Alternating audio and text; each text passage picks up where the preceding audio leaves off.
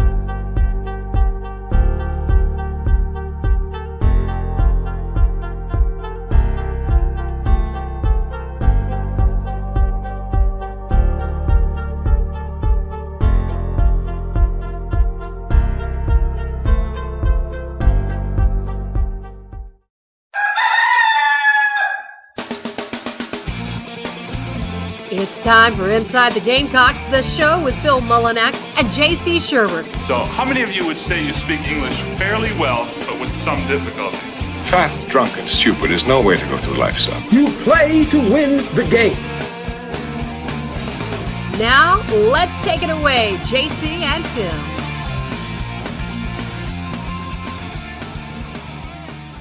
All right, it's Inside the Gamecocks, the show. J.C. Sherbert, Phil Mullinax here with you on a Friday. And we have a special guest right away. Yeah. I had tweeted out earlier. I was like, wide open today, folks.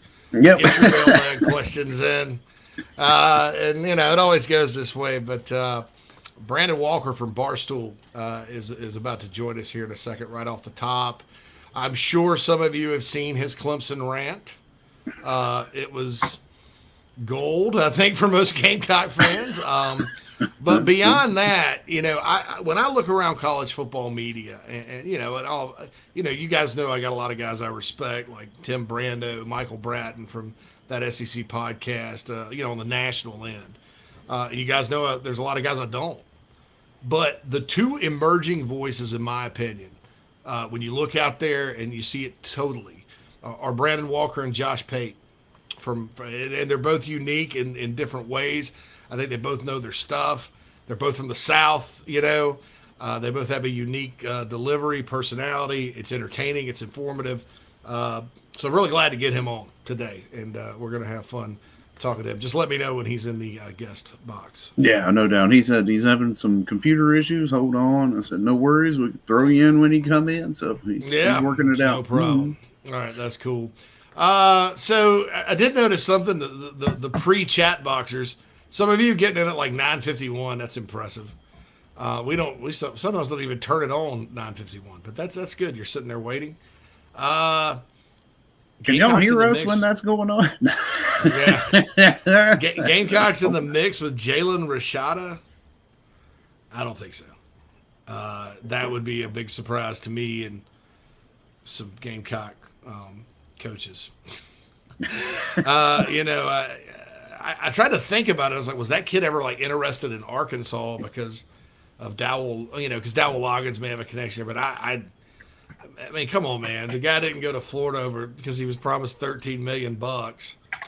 I don't think South Carolina's going to be able to come up with that. Plus, the Gamecocks have their quarterback in this class in Lenora Sellers and all that good stuff. But I don't know where you heard that, Trevor, but I don't know.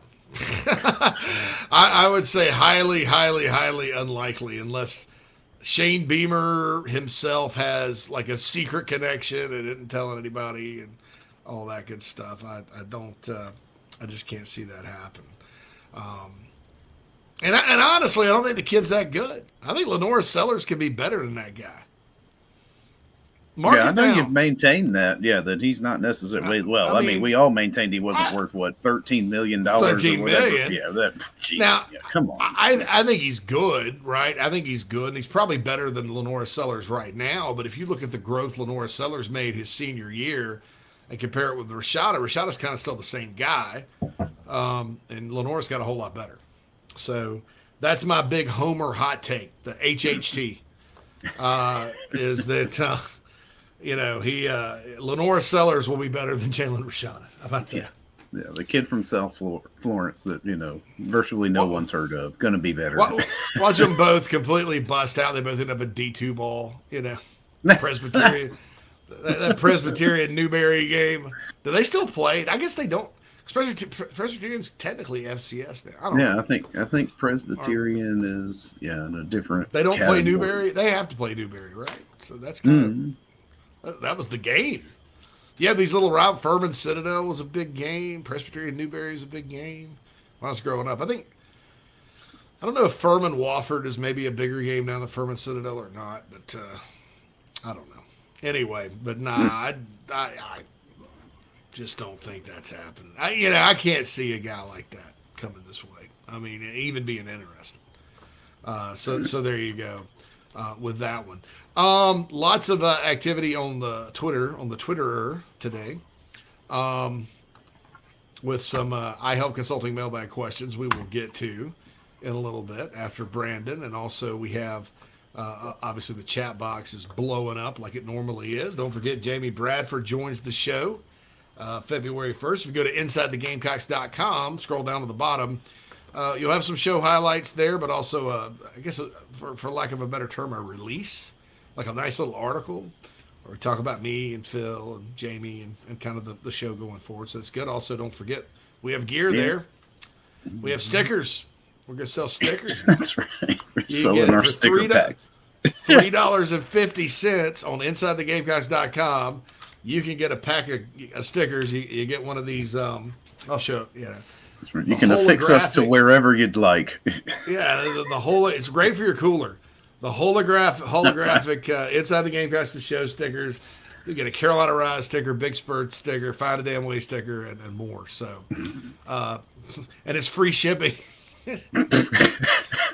But wait, there's more. There's more. There's free shipping on the stickers. But lots of people ask me about those for Carolina Rise specifically. And then we got these stickers for the show and the Big Spur and all that. So if you'd like to represent, go to InsideTheGamecocks.com, go to the shop, and buy some stickers, man. Yeah, man. Well, let's bring him in. I see Brandon is in the lobby.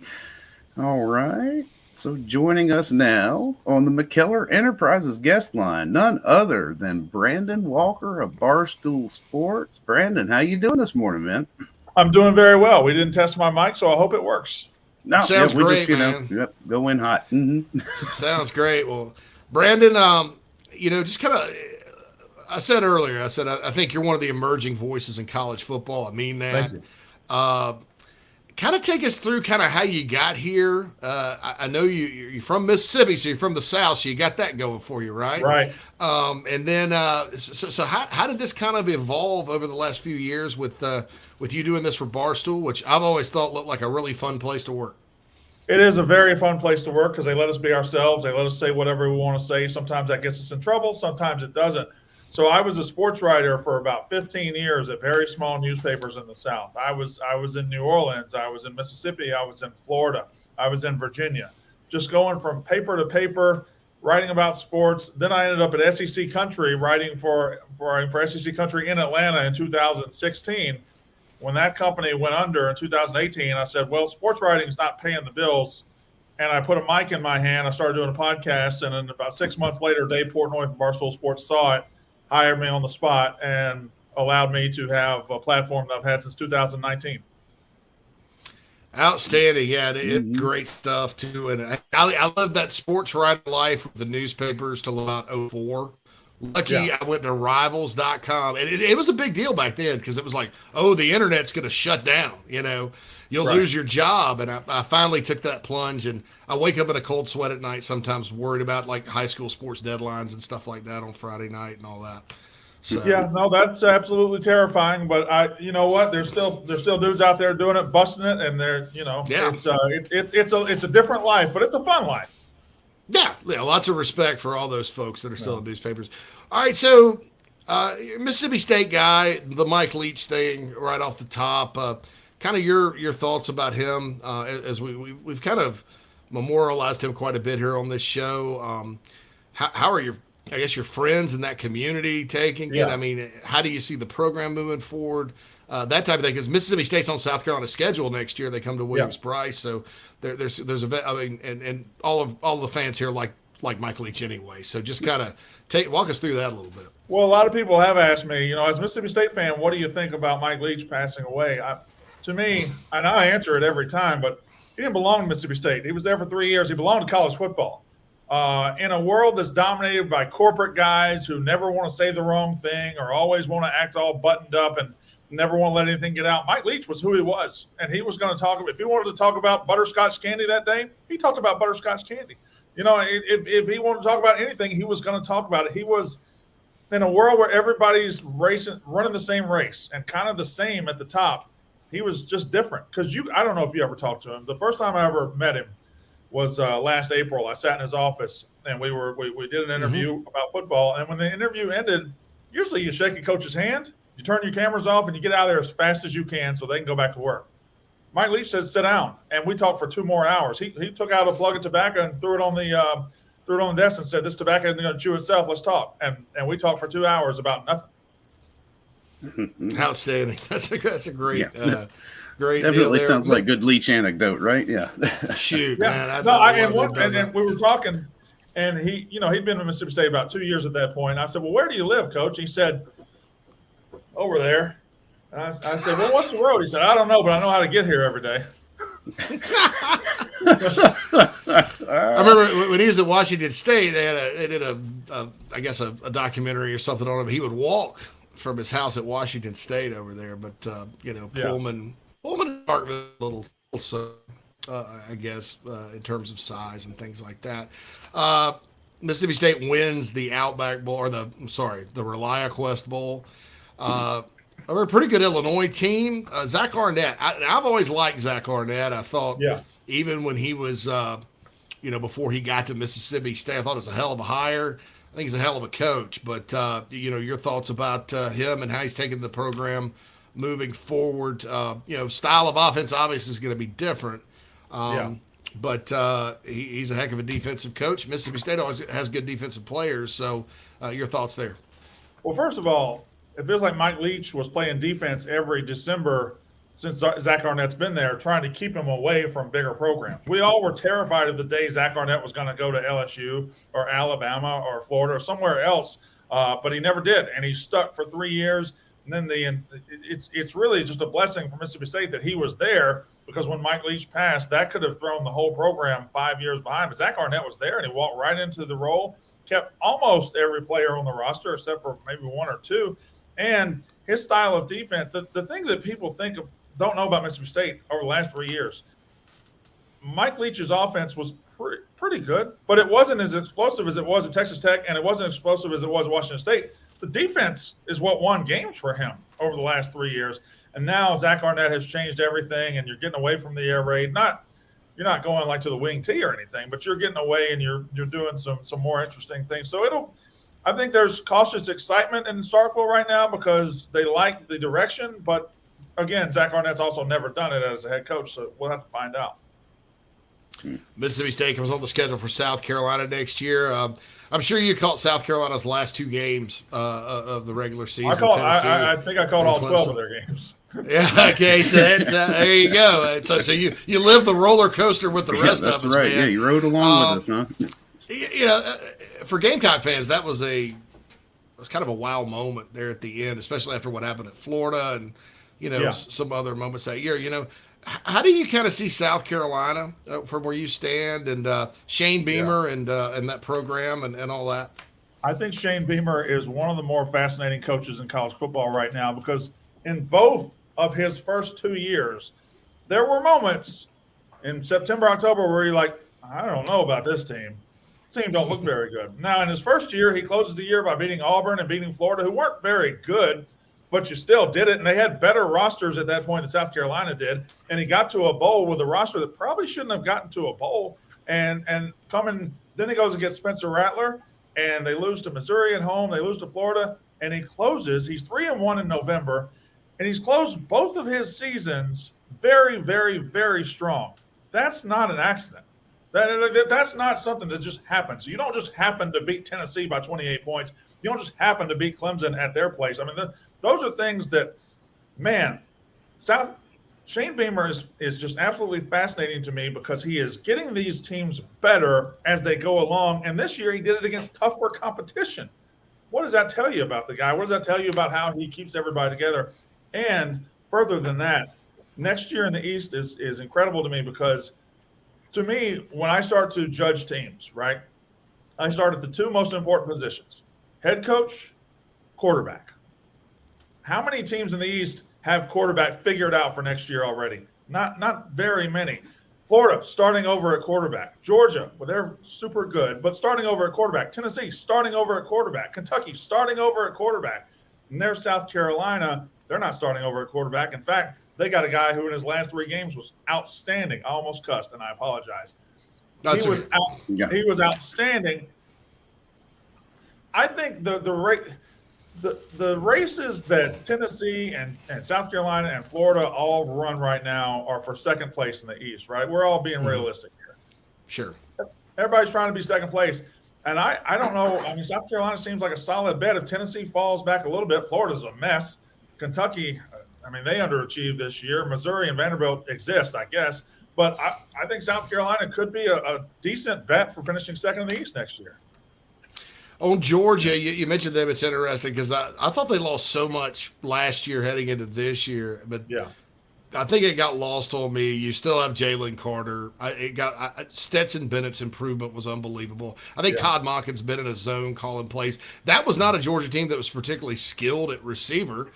And they went up and down the field on everybody and blew everybody away. Do you think next year, and I look at their schedule, and it's awful.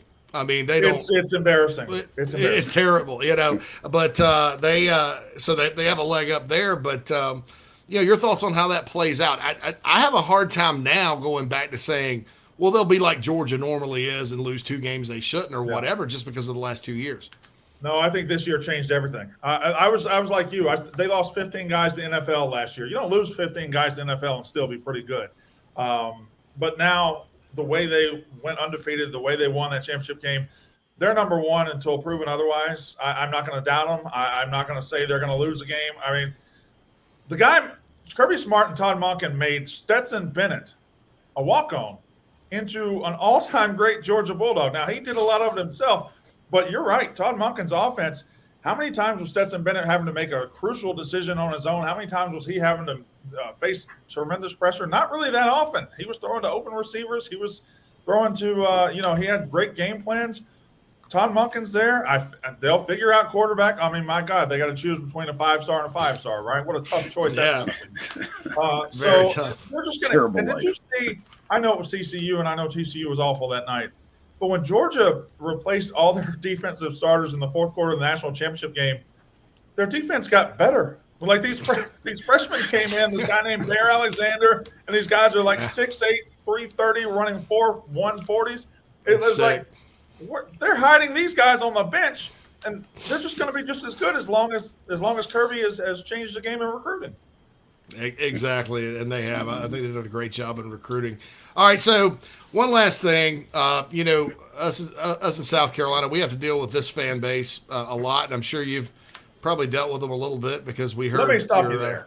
Let me stop you. You knew where I was going. You knew where I was going with that one. I know what you're going to talk about. Okay, you can call it a fan base. I use a different word for it, but we're talking about Clemson, correct? Oh yeah, of course. Yeah. Yeah. The cult. So I've always, since South Carolina came to the SEC in 1992, I've always felt like South Carolina and Mississippi State were very, very similar teams.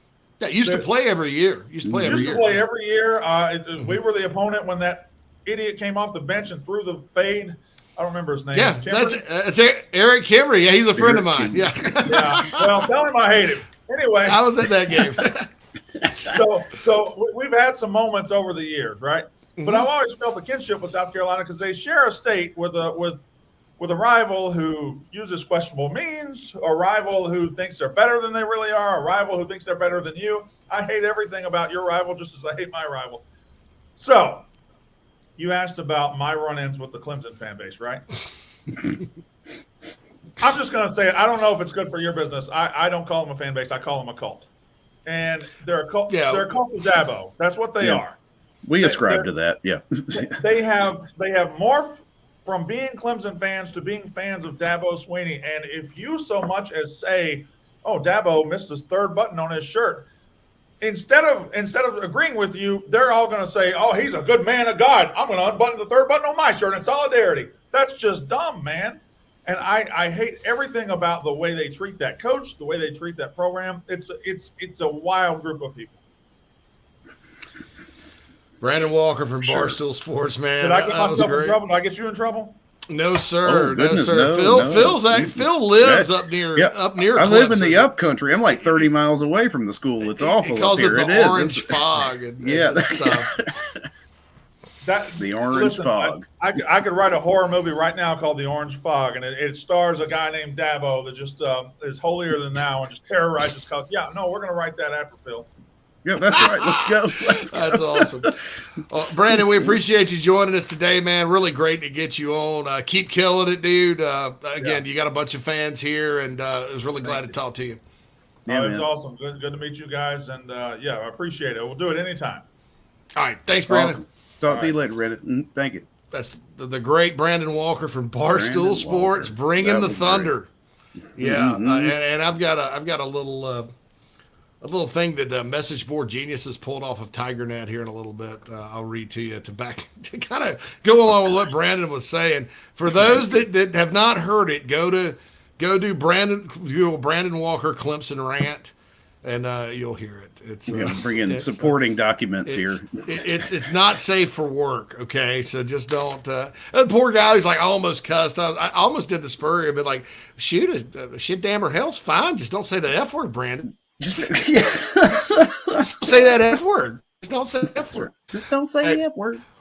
All right, first break, and we'll catch up on Nana Sports chat box and mailbag and all that. Great to have Brandon Walker for Barstool Sports on right here on the show. We'll be back after these messages. Golfers and wannabe golfers, former Gamecock golfer Meredith Taylor is now a full-time golf instructor in the Midlands of South Carolina. In-person golf lessons are held at the Country Club of Lexington. Half-hour, on course 9 or 18 holes. And if you're outside of South Carolina, Meredith conducts virtual lessons. Just send in your golf swing for analysis. Gift cards are available for in-person 1-hour lessons. Connect on Twitter @Mayor Taylor and find her online at McKellarEnterprises.org. Her email is on the website. Schedule your next lesson today with Meredith Taylor, former Gamecock golfer. Gamecock Nation, do you need a place to stay for the big game? Many hotel booking engines keep all the commissions, but at Fan Plans, you support inside the Gamecocks, still earn your hotel loyalty points, and you receive an email with direct confirmation from the hotel. Whether you are visiting Columbia to cheer on Carolina or hitting the road to follow the team, get in the stands with Fan Plans. This is Coach O. Now back to the show. Go Tigers. In the soul.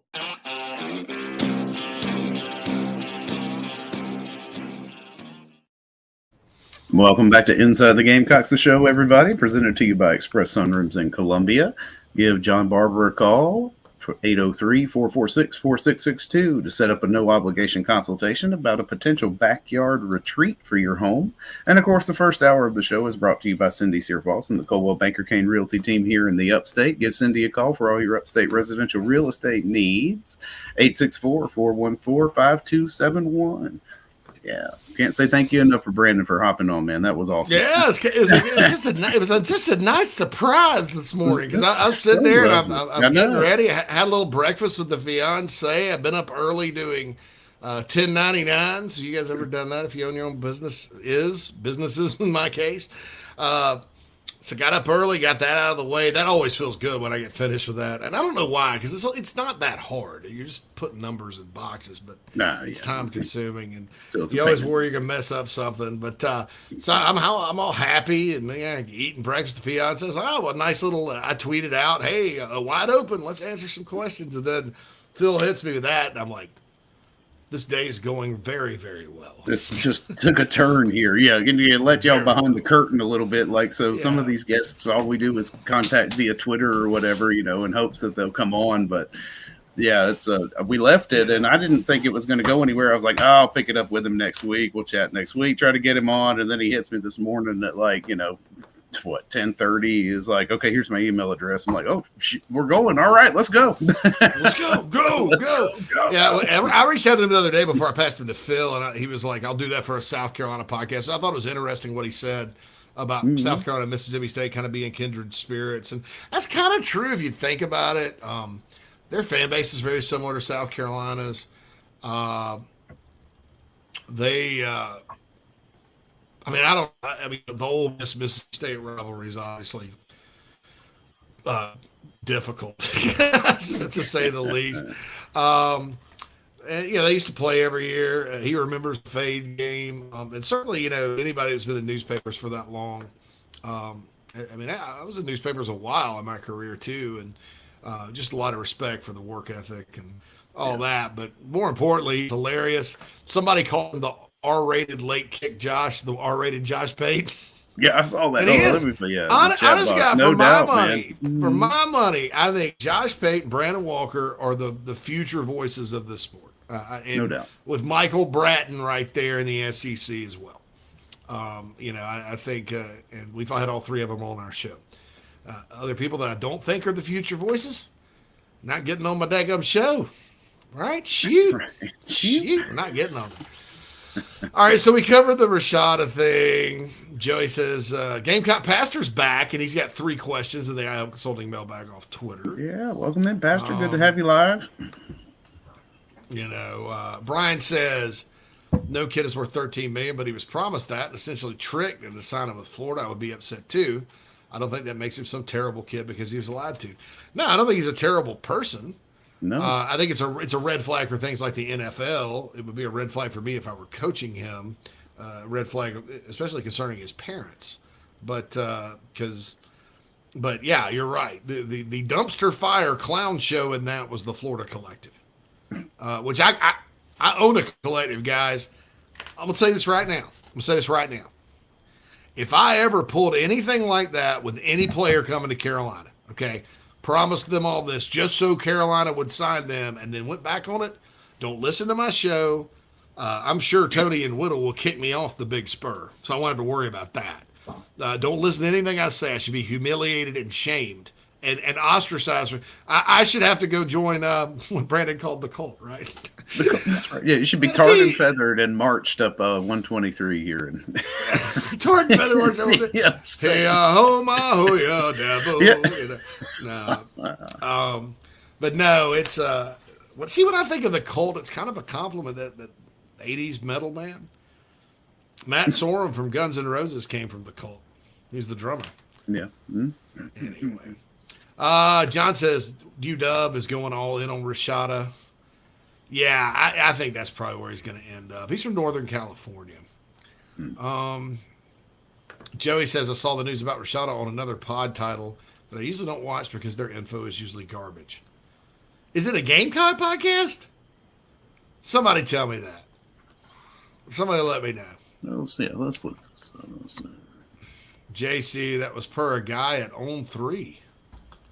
Steve Lasan from on 3. Anyway, all right. CK says any details on what Beamer was meeting with state reps in DC about NIL? Probably just the same kind of same thing. Greg Sankey has been doing. Hey, we need this, we need that. My understanding is nothing specific to South Carolina, because if it was specific to South Carolina, obviously that would be the state government, and he could just walk across the street and do that, or get in a golf cart and go. Saunders says, I smile every time Josh Pate gives love to the Gamecocks. When he was talking about top 10 recruiting classes last night, I thought, no chance the Gamecocks get a mention. Then he talked about our sleeper class. Great. Yeah, and it's not that far off from the top 10 classes if you really look at it. Right. The numbers would be, and I think yet again, Florida has the same type of class they did under Dan Mullen. There's no difference. It's the same ranking. There's more Florida kids than maybe there were. And I think Billy Napier's done better in the portal than maybe Mullen would have. I think. So, Clint says we should be KFC. That would make 4 commitments, blah, blah, blah. Saunders says what y'all should have done is slip a holographic sticker into random packs. They'll sell like hotcakes with people chasing the hollows. Pokemon all over again. Oh, yeah. Like if you get the holographic picture. The gold awesome. foil. Yeah.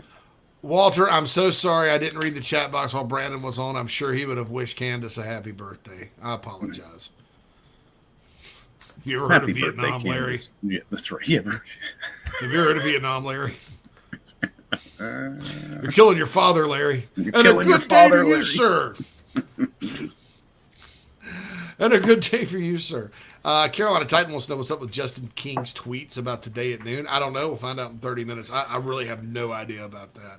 It has nothing to do with recruiting, though, because that's the university wouldn't be doing that because they can't officially go out and promote something until somebody signed. They can retweet, but that's about it. Michael says, I like anyone who hates Clemson. Ed says, someone mentioned JC on the Cornbread Cowboy Live on TikTok last night. Was that you, JC? I don't. Unfortunately, man, I'm too old to get on TikTok right now. That may change. me and Jamie and Phil may workshop the TikTok for the show, but that's it wasn't me. So whoever mentioned me on the Cornbread Cowboy TikTok, thank you. Thank you. Keep plugging us. Clint wants to know when Brad is going to be the 4th member of the podcast. He's awesome, man. Yeah, man. Joey says Clemson fans are absolutely the biggest bunch of cult-like people I've ever seen. Some of them used to be friends until 31-30. They got mad at you for 31-30. See, all my Clemson buddies took it well. There's 3 of them. There's my ex-girlfriend. Now there is a girl I used to date that's probably mad. She's not a serious person though, and that's not my ex-girlfriend. I just used to kind of date her. And then my buddy that's a coach, and he's always cool, and he always breaks it down, and he was fine. He was actually at the game. He's like, every time I go to a game at Clemson with Carolina plays, they win, because I think the last one he went to was 06. And then there's my buddy that was in the Air Force, Mike. Only Clemson fan I hung out with in high school, by the way. It was just weird. I went to Burns. There's a mess of Clemson fans there, but for some reason, my circle of friends was all Carolina. Wasn't intentional. But last year, Mike, after Carolina lost 30-0, and Mike doesn't follow football that closely. He follows it, likes it, doesn't really, he's not a diehard, but he loves to talk smack. Loves it. And I got this big, long text from him talking about how Carolina was a bunch of losers, always going to be a loser. They suck. I mean, it went overboard for him. I don't know if he was drinking or what, but I didn't respond to it. I was like, I'm not dealing with this right now. So no, it was Locked on Gamecocks that said that, and he cited JC. He cited a guy from On 3. Who? Did somebody? Nat says Happy Friday to everyone. What's up, Nat? Andrew Leon. I don't know anybody named Andrew Leon. I'm just saying, look. No. That's right. Mr. Lion called from the zoo. Mr. Leon. Leon. No, I'm not. I've seen that podcast on YouTube, the videos and stuff. And I talked about the Locked On Network last night because they tried to come after me and Keith about the name, and honest to God, had I researched that a little more, I'd have probably gotten with Keith and said, maybe we don't need to do that. But anyway, Meredith says, "Happy Friday, Gamecock Nation." He's Trevor. That guy on that show also was like panicking when Marshawn hit the portal and said, "No way was Rattler coming back." I see they're hiring good and credible people in the plenty of folks that were of that opinion and knew, because most irrefutable citation is sources say. Magic 8 Ball. I've tried to quit using the word sources. I use the word contacts. A contact told me this, or I hear this. Because sources, like Whittle got me into that. Because Whittle's like, I hate using the word sources. And I was like, Whittle's got a lot of sources. But he hates using the word. That's interesting. So I started doing it too. And one of my other buddies that used to be in this business uses the term contacts, and I like that. So to be fair, he said all there was contact between Rashada and the staff. If there was, somebody may have reached out. I don't know. Nobody. I asked the. Come on. What's the time frame there too? Was it just while he was still in his open recruitment period? Because why would you not contact top tier quarterback? That's kind of, I don't know. To me, that's not news. But anyway, that's just me. That I will put that in non-news category, and if it is news, I will certainly talk about it. Tristan says, "Stay away from TikTok. They hack all your devices in your house, whether you're there or not, or whether you're on it or not." So TikTok could make like Alexa go off, like she does sometimes. You're talking too loud, JC. Chris comes in. He says, "Several of us rep this show on Cornbread's TikTok live last night." He said the Gamecocks go 10-3 in 2023. Woo! Yeah. I think there's probably going to have to be, I'll probably try to look up his agent and get him on the show. And by the way, just to show you guys, because my T-shirt that says Skinner on full blast, and then my Cornbread Cowboy beanie, it's on the way in the truck. I got a little text that said they're in the neighborhood right now. So out for delivery. That nice. Merch, that's nice. That merch is close to me, and I have the poster. Country as hell. Dude. So anyway, Cornbread Cowboy, keep working for it. Ashley says, "Another day, another Yukon Cornelius look from JC." you being in Chicago has afforded you an assortment of nice beanies there, Jason. Keeps my big old head warm. I know, man. I'll tell Yukon Cornelius is. Did I ever tell you how much of a pimp Yukon Cornelius is? That's a heck of a name. My name is Yukon Cornelius. Yukon Cornelius. It's like if say Yukon Cornelius was a character in Pulp Fiction instead of Butch. Hey, my man Butch. He said, hey, my man Yukon Cornelius. My name's Saul. That's between you. Away with that. Or Samuel Jackson. Yukon Cornelius. My man. That's right. My man.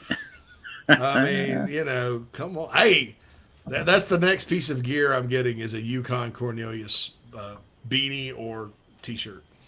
For sure. So there we go. Daniel said, "How would the impersonation of Todd Ellis do it if he were defending Murdoch?" Man, I could cross all kinds of lines with that. Right. Maybe not. They wouldn't all be in good taste either. They'd be like, I don't know. I can't do it. I'm sorry, Daniel, I can't do it. I have some things in my head, and I just I don't want to repeat them out of. Ed goes, "Hurt me." Too soon, man. Way too soon. Way too soon. John says, "Tonight on Behind the Cartoon, Big Pimpin' with Yukon Cornelius." Yeah, UConn left Alaska, he moved to LA, started a rap label. That's right. To get in the game. The Y2C. Yeah, my man UConn. Let me go UConn right here, Cornelius. All right. So, anyway, Tristan said, "Yo, when you just read my comment, the Alexa in my house said I'm working again." Went off and said, "Alexa is not supported on this device." Freaky. Yeah, if I say Alexa too loud, she's going to talk to me. Talk to me, Goose. Sorry. Talk to me, Goose. Oh, there she goes. And there she. Elliot Murdoch. Yeah, I think Todd probably butchered the name. Murcock. Yeah, Todd would probably Dick Harpootlian's name.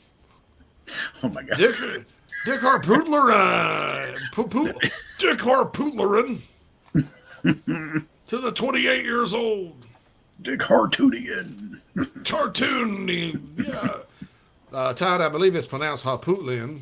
Yeah, right. Thank you, Tommy. They're both lawyers too, aren't they? That would be that. I mean, both pretty good. They're both pretty good lawyers. Yeah, I understand. So look, man. So if Tommy and Todd had a cooking show, Todd, I believe you got to put the eggs in with the cookie batter before you put the chocolate chips in. Oh, hurt me, Tommy. Oh. I believe it's pronounced sous vide, Tommy. Todd. I believe it's sous vide. Russell in the Nana Sports chat box says, have the Gamecocks done enough to flip the Franks kid from Clemson? Well, he's not committed to Clemson yet. Yeah, it's just a lean. I kind of feel when you get off the air, roll down to Serene Stadium where I used to have my condo. Yeah, let me go ask. Go drink a latte with my old neighbor and then just wait on him, stalk him. That's right. I am Phil. Holler at him down from the porch. Hey. So Nat chimes in. She stop calling her. I'm on a call, and Alexa keeps chiming in for work. She works in a real fun industry too, insurance underwriting. Lots of people have no sense of humor in that business, and nor would I if I had to sit there and do the deal with Excel spreadsheets and numbers all day. Yeah, hurt me. Yeah, there's some hurt me, no doubt. Golly, I used to have a job like that. It's no fun. Spreadsheets suck after a while. Monotony. Clint says he doesn't believe Franks is a lean at this point now to Clemson. I think it's 50-50 or it's a slight edge to Carolina. I think he's really torn because I think he's one of those kids that's always thought he's going to go to Clemson. And the Gamecocks have just done a better job recruiting him. So that's the deal there. Still don't know if he'll end up at Carolina, but it could happen. Boy, that'd be to sweep those 3 in-state offensive linemen.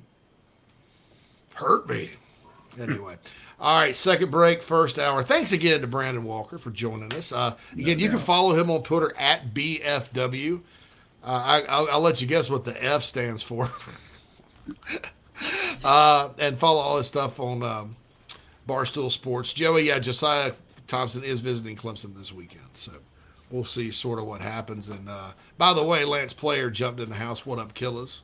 It's almost time for another Bush Latte. I want to get because I missed Lance's first chat the other day, and I'm sorry for it because I always like to get to Lance because he's always talking about Bush Latte. And he goes, well, we need all the beef up front, Gamecocks, and we're building a massive old line. Holy cow, that's true. Great wall. All right. Well, we'll be back after these messages on the Inside the Gamecocks, the show, Friday edition. We'll be back. Hey, man, are you sick and tired of your business computer guy? Yes, he takes forever to call me back and doesn't always respond to the requests. Yeah, same here. I'm paying him good money. I constantly have issues, and I'm worried he's not backing up my network and securing it properly. You know what, Phil? Let's ask Stone Blanton. Hey, JC and Phil, if you want a solution to your IT problems, give Heritage Digital a call. Our boy Matt Odom has a low-cost, one-price solution that will get you running right. Call 843-699-1001 or heritagedigital.com and ask for Matt. He will hook you up today and tell them Stone sent you.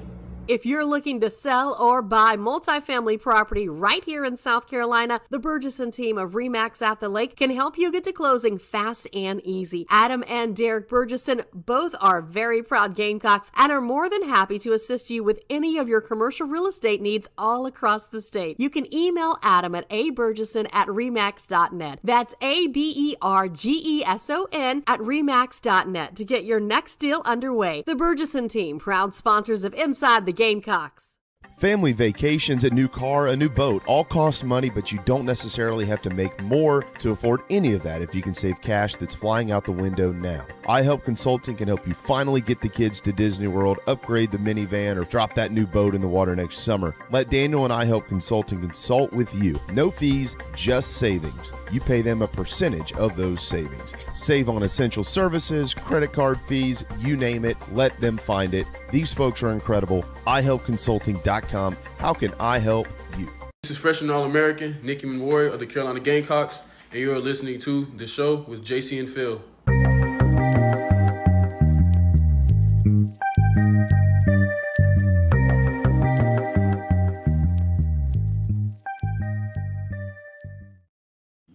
Welcome back to Inside the Gamecocks, everybody. The show is presented to you by Express Sunrooms in Columbia. Give John and his team a call, 803-446-4662, to talk about a potential porch or patio enclosure for your home. They'll be happy to talk to you. Mention you heard it here. Get $500 off your project cost. And the first hour of the show is brought to you by Cindy Searfoss and the Coldwell Banker Kane Realty team here in the Upstate. Give Cindy a call, 864-414-5271, for your Upstate residential real estate needs. All right, Inside the Gamecocks, the show. What a day so far right here. iHelp Consulting Mailbag, Phil. And our boy Gamecock Pastor, who he's been listening but kind of laying low. He's got 3 questions. So looking for those as we speak. Oh, there they are. I'm going to scroll, so all right. So the first question is 3 players you're asking for the most updates on during spring practice. I'm going to go Anthony Rose, DB, Mario Anderson Jr., running back, and whoever's playing the other. Who? Barrett. Nick Barrett? Nick Barrett, not TJ. Yeah, TJ. Yeah, Nick Barrett. Nick Barrett. It's not that's a good answer. Yeah, that's a pretty good answer. Besides the obvious, probably Anthony Rose at corner. I'm intrigued by Mario Anderson because I think he's an answer at running back. The more I think about it, the more I feel like I'll be right with that. And then, I would say Xavier Legette because I think Xavier Legette taking the next step next year is important. But he's had a lot of really good springs in all seasons. So to me, with him, it's just, hey, go do it, Probably curious about, like, Landon Sampson and I was just about to say that. Yeah. And Omega Blake, would be my guys there. Yeah, the young receivers. Mm-hmm. So that's a great one. All right, you got the next question up? Let's see. Favorite off-season topic of conversation? Oh, I don't know. Food is and it movies. Gamecock related or is it? Yeah, does it? Yeah.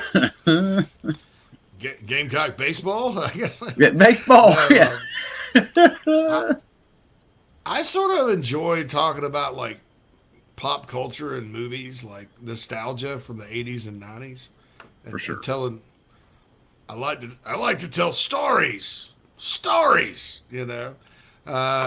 stuff like that. I guess, but pop culture is usually the good thing. You think back to some of the songs in the 80s, which were, you go back and listen to them now and they hit a little different. They were kind of heart-wrenching back then. And then you go through a period in life where, Debbie Gibson's I Get Lost in Your Eyes is sort of you laugh at it and I can't believe I like that song. Or, something about, Millie. The Milli Vanilli song, what's the heartbreaking one? I'm Gonna Miss You. That's a heartbreaking song they didn't sing.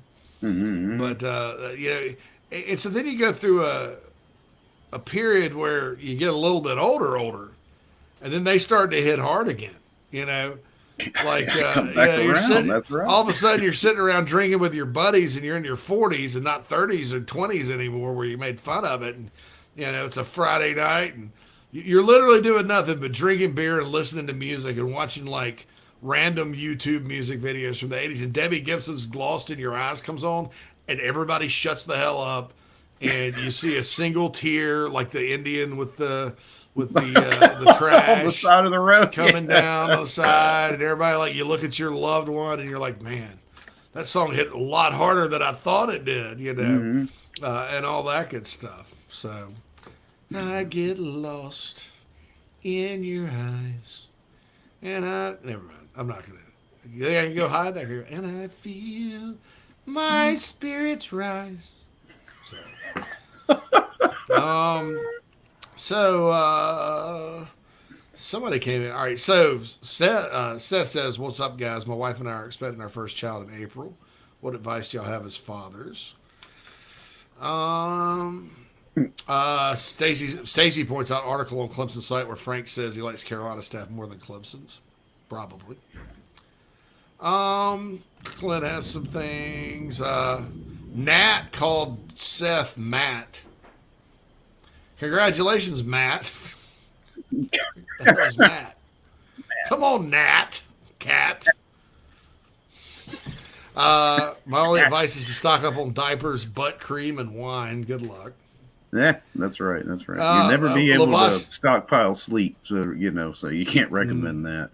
No doubt. See, I'm like, oh no. So Nat corrected it. Seth, that Matt comment was for you. Someone on my call said Matt while I was typing. John actually brings this up, Lavoisier Carroll. I do. He's intriguing because, I'm relatively confident Anderson will be good, but if you can get Carroll and Anderson going, I think it's really good. And then you still have Juju as your kind of third down all-purpose guy. Yeah, I think that would be a pretty stacked deal there. So that's a good one there. Joey says, JC, rank your favorite impersonations. I'd go Todd overwhelming number one, then Spurrier, then Coach O. Got any other impersonations? Yeah, I have a few. I bust them out every now and then. Yeah. If you put me on the spot about it, I mean, if I get put on the spot about it, sometimes I'm not as good. That's right. But yeah, be funny. I like doing the Coach O one because, the Spurrier impersonation is like it's me impersonating James Bates impersonation of Spurrier. Todd's just funny because there's so much you could do with that. You could just say whatever. The material writes itself. It's limitless. And we all know and love Todd, Coach O's, because, Coach O, you heard that song, the Colonel Reb is crying song where he's just, but I think I've gotten down to like his real voice in real conversation. Like, well, I'll tell you this right now. We're going to go out there and LSU's coming. I'm very proud to be the coach at LSU. Very happy to be the coach here in Baton Rouge. It's been a dream of mine growing up in Bayou La Force, Louisiana. And so it's not just like, I don't know. It's That's excellent. just me. You nailed it. Like you get the timbre and everything. It's like, it comes right from that, barrel chest. Oh, yeah, that's what I'm saying. Clint says Belinda Carlisle's that girl for him. Good pick. Lance is like, JC's coming in hot today. Xavier says, Clint, there are a lot of things I thought we'd never hear on the show. Welcome in, everybody. Nat says her favorite impersonation is the head ball coach. Yeah, because I'll sit around and go, oh, shoot. All right, Donnie. All right, my man. Around the house. And then Eddie Murphy's dad in Delirious. Why is the fire so big, Gus? Why is it? Yes. You come over here every 4th of July and you burn down my backyard. Because I'm going to shoot this dog. I'm going to shoot him. Because your wife's a Bigfoot, Gus. And your children, they're little big feet. Little big feet. And they come, I take them fishing, they pick the whole face down in the water, and they come up with fish. And then he comes back and raw, and he's like, That's a lonely woman on the other end of that line. No. Can't use my phone. No, you can't go outside. Lillian is not allowed to go outside anymore. You better see. It's hard to do that too. He's like a slinky. Yeah. Anyway, he's a Bigfoot, Gus. He's a Bigfoot, Gus.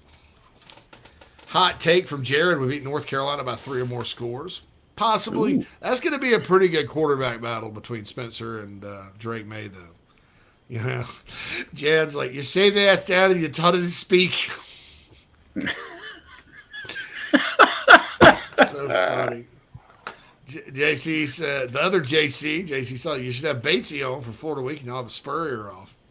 Oh, no, that would be funny. Dueling Spurriers. Yeah, I don't know. Yes. Oh, shoot. I don't know. I don't know either. Oh, my goodness. Are we talking to each other? Oh, my God. I'm talking to myself. Aunt Bunny got a mustache. Dad says, Aunt Bunny got a mustache. Lillian, she fell down the stairs again. You come over here every 4th of July and you burn down my backyard. Eddie Murphy's like, I stay away from cookouts. I don't blame you.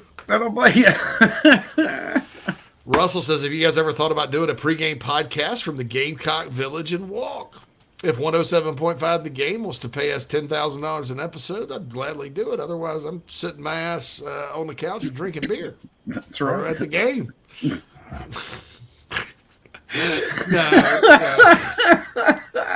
I'd love to do something. I mean, I'd consider doing something like that. That would be fun. Yeah, it would be. But it's just, you know, that would be like, look, I don't require a lot of compensation to do this every day during the week, but to work on a football Saturday, I'd have to have requisite something for the job that I have outside of here was like, I don't work on Saturdays during football. Yeah. It's crazy, man. Bet JC can nail a Derek Moore impersonation. Because Derek's a friend of mine. Tough. Yeah, right. I've never tried to impersonate him. I love his stuff, though. There's nothing like family. At the end of the day, when the sun sets, that's all you have. Ultimately, that's all you need. A bunch of brothers bleed and sweat together, fall through summer for moments like these. Because you don't ever get them back. No, I don't know. Is that okay for Derek? Yeah. Clint Eastwood. You need to work that. I'll work that a little. Let's workshop that on TikTok. Gamecocks. I love how he says that. Gamecocks, yeah. I love Derek to death, man. He's a super duper guy. By the way, Miami Fire. I don't know if you guys have been hearing me talk about Josh Gaddis, who everybody thought was a rising star in coaching. Oh, yeah, like the next big thing. He left, and Michigan's offense got better, and they really didn't do anything but run the ball. He goes to Miami, and that was a dumpster fire. He got fired today. So for all the Miami haters, they look like they might have somewhere to go this year because Gaddis is gone. Jared says a lot on Gamecocks. Andrew Leon says it makes sense for us to go after Rashada. Why? And talk like it might be in the process. Why? Why? That's all I got to say. Why? Yeah, I mean, why? If they did that, I think it'd be a huge mistake. I mean, you've got a great vibe going right now. You've got, Shane Beamer when he came here, he said in one of the best culture in college football. You don't bring that guy in if you're the best culture in college football. And again, I agree with whoever said it's not the kid. It's not his fault that he got mixed up with this. But, nah, man. I mean, you don't bring that kid in. Lenora Sellers right now is helping you recruit other players. You've got a great vibe going with everybody. The quarterback room, if you notice, there hasn't been a lot of attrition. I'm sure there will be at some point because all these guys can't stay and play. You throw a guy into that mix that, I don't know. Now, let's play connect the dots. this quarterback's coach that Spencer Rattler has out in California. Is there a connection there with Rashad? Maybe there is. Yeah, Maybe that's where the conversation came from. I'm not saying Andrew Leon. I think that's how you say it, right? Leon? It's probably Lion. Andrew Leon. Andrew Leon. Look, dude, I'm not making fun of your name. My name's J.C. Sherbert, for God's sake. You butcher that too, you know. Please don't take offense. I just think it's Andrew Leon. My last name's a French bastardization too, buddy. It's okay. Moulina. Philippe Moulina. Philippe. On est J.C. Sherbert. Philippe Moulina. Andrew Leon. Parce que parlez-vous. Oh, no. I took 4 years of French in high school, 3 French classes in college. Can't speak a damn lick of it.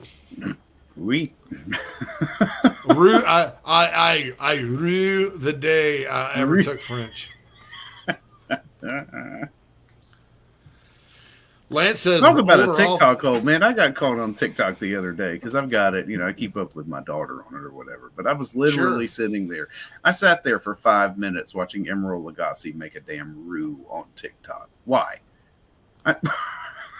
That's why you don't do TikTok, right? Because you're just sitting there. It's this mindless distraction, and next thing you know, you're watching Emerald Lagasse while you're drinking a beer on the back porch, making a damn roux. I was like, I love some of those cooking videos on Facebook, on Reels and stuff on Instagram. Yeah. Like I saw a daggum delicious jambalaya pasta there. They put heavy cream in there and some Miracle Whip and a bunch of spices that I wouldn't think of going in there. They cooked up the sausage and all that. So that's the deal there. Lance does say this about Lenore Sellers. Best damn quarterback from the state he's ever seen live. That's saying something. So again, why would you do that? I just look, if it's true, I'll come back here Monday. I'll apologize to Monsieur Leon, and we'll go from there. And I'll give you the scoop. But I just, based on the conversations I've had, I just don't see it happening. Oh, by the way, there's a new video from Justin King. This is what he did. I figured that would be what it is. It's a 7-minute video. So geez, go check it out. Wayne asked 4:30-ish for today. Sir Wendell Gregory. Sir Wendell. 4-star linebacker. Expected to commit to South Carolina, but you got to wait and see. So it's good. Lance said Gamecock football just dropped a vid. It's crazy. It's 7 minutes long too. So there you go. Krager says we don't need 50-11 quarterbacks. We don't need 50-11 quarterbacks. 50-11. We don't need 50-11 Saunders going for the second hour. Have a good weekend. Have a good weekend, Saunders. Arrivederci. And we got to get a break. It is the top of the hour. We'll be back after this to have. We got a little more in the mailbag. Got a little more in. We got Pastor's third question. I think there's a couple other things hanging around. Some other things here we'll talk about and go from there. This is Inside the Gamecocks show. We'll be back after these messages. Just as your State Farm agent combines good neighbor service with surprisingly great rates, you can combine your home, auto, life, or small business insurance with Tony Pope State Farm Insurance today. And guess what you'll get? That's right, even more good neighbor service with surprisingly great rates. In fact, Tony Pope State Farm is your go-to agent anywhere in South Carolina, North Carolina, or Georgia for the service you deserve at the price you want. So try combining your home, life, auto, and or small business insurance today. Tony Pope State Farm has been in business for more than 30 years and can handle anything you need in the tri-state area. Once again, Tony Pope State Farm will help you mix and match perfectly. Call 843-851-2222 or visit TonyPope.com today. Like a good neighbor, State Farm is there. Whoop, easy. He's got a tiger by the tail, he has. He better hang on too. People have spoken. Nana's Porch was voted the third best food truck or trailer by the Charlotte newspaper Public Poll. Also, their pimento cheese, took third in a contest exclusively for products made in this state of North Carolina. I will let Noah Hall tell you about the rest. Nana's Porch, Southern cuisine with an uptown twist. If you're in the upstate of South Carolina and are in need of residential real estate services, Cindy Bass Searfoss of Caldwell Banker Kane is for you. Ask her about the village at Creekside, all of her listings in my hometown of Spartanburg, South Carolina, right there on Daniel Morgan Avenue, married to a lifelong Gamecock fan. And many of our listeners have already bought homes from her and been 100% satisfied with the detail and care she uses. Cindy Searfoss, 864-414-5271, Caldwell Banker Kane in the upstate for your real estate needs. This is Braylon Wimmer, South Carolina Gamecock Baseball, and you are listening to Inside the Gamecocks, the show with JC and Phil. Go Cox!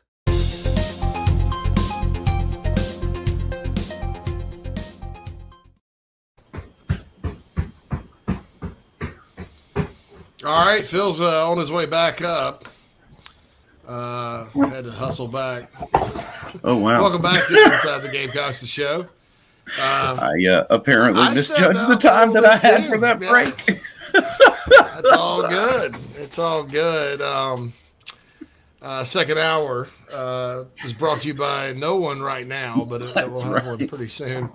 But want to mention fanplans.com because I had a talk with them today. First of all, thank you, Gamecock Nation, because apparently we've done pretty well with the Gator Bowl travel and stuff like that with fan plans. If you're going to Columbia for the spring game, for a baseball series, what have you, if you're going up to Greenville to watch the women's team play, if you're going to Dallas for the Final Four, which I'd be pretty shocked if they didn't make that, book it through fan plans. You get to use your own rewards number, get all your points, and a confirmation directly from the hotel. Plus, we get a percentage on the show, and then a percentage of that goes into Carolina Rise to help the players. So it's a pretty good deal. If you go on fanplans.com/inside the Gamecocks, use their chat thing. Their customer service people are right there. They'll walk you through it. It's easier than to navigate the website. They'll get you right what you want. Fanplans.com, a proud sponsor of Inside the Gamecocks. From the IHOP Consulting Mailbag, Joe B., this is interesting. He says, gentlemen, hope all is well. Have y'all spoken recently about the differences between current and previous staffs when it comes to relationships with football alumni? I think this staff's done a great job. Shane's really gotten after it, but,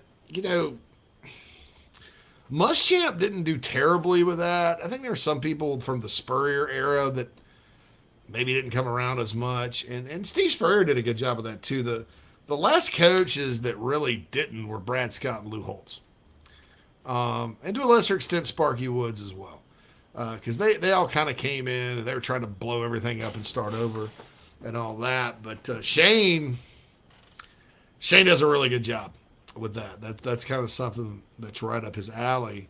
Joe says, P.S. My question last week about the balcony was meant to provide a laugh. No harm intended. My former colleague was a neighbor of JC's in Greenville. Huge Miami fan. I know exactly who you're talking about. I won't say his name. I'm still friends with him on Facebook and chat with him every now and then. Huge Miami fan. And not just the Hurricanes, Dolphins too. He lived above me in this apartment complex in Greenville. I call them condos because they're kind of like condos, but they're really apartments. Right next to Serene Stadium. And so I move in. It was me and the guy upstairs. And I didn't hang out with him a whole lot. But I'd talk to him every now and then, especially about ball. And then my neighbor David was 2 doors down. And okay, so this complex, when we moved into it, they were building it. And it was, you go in the parking lot, there was this last strip of condos, apartments right there on the edge. And David and I moved in like at the beginning. So it was like, maybe 20 units. Well, time passed.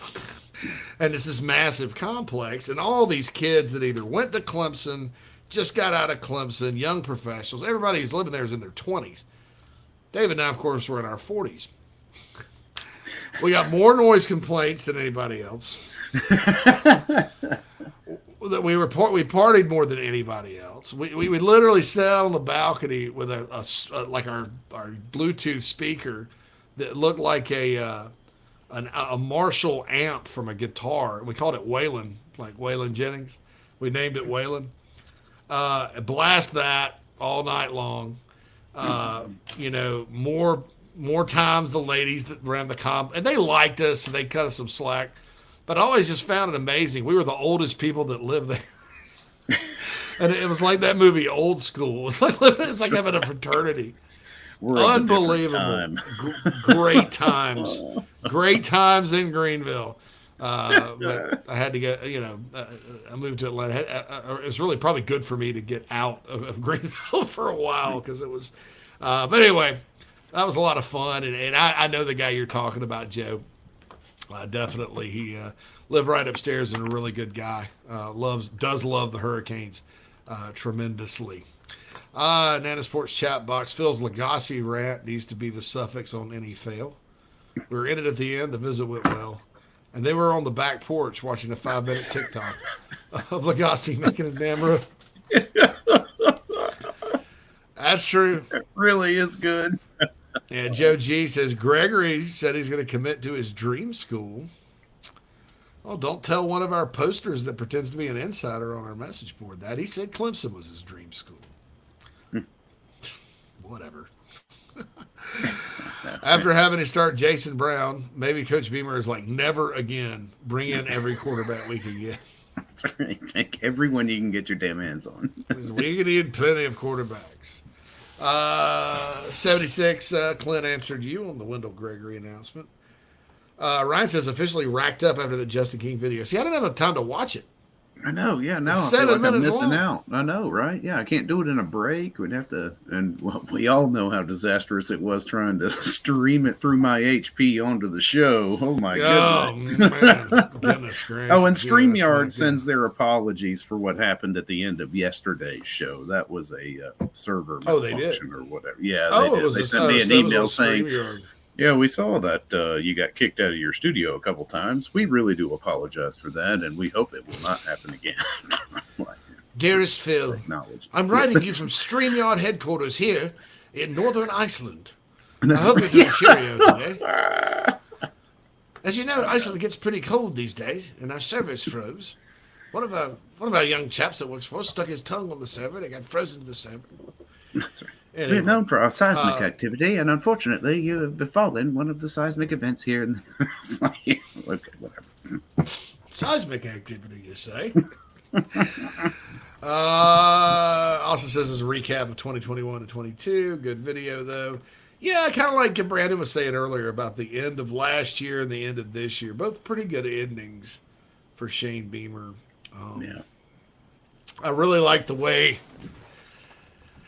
I mean, look, let's just be honest. The reason that the ending in 2021, I think, was inconsistent was the offensive coordinator.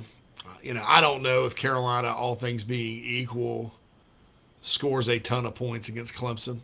I don't think they get shut out, though. That game was a complete mismatch coaching-wise and really talent-wise, too, when you think about Clemson's defense versus Carolina's.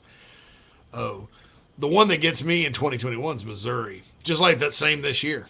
I mean, dude had no answer for Missouri at all. I mean, I just, but hey, those days are over, and it's time to drink up a nice ice cold Dowell Loggins. Pour yourself an ice cold Dowell Loggins. Pour ya Loggins. Pour ya Loggins, son. Son, you need a Loggins. Give me a Loggins. So it's all that. So, yes, I don't know about that Rashada thing. Marion says he found Andrew Leon because he put in locked on Gamecocks, thought he would get Keith. Keith is locked on the Gamecocks. Yeah. But it wasn't. I don't like hearing Keith. Keith's very popular. The cockfather. Yeah, he is. The father of all cocks. He said Monday he was the Title IX coordinator. That was Keith laid that out better than anybody. That's why I just let him do it because I knew he had some good details, and I was just like, go ahead. I'm not going to do it. SC Scout says, JC, my wife is a Sherbert descendant from Campobello.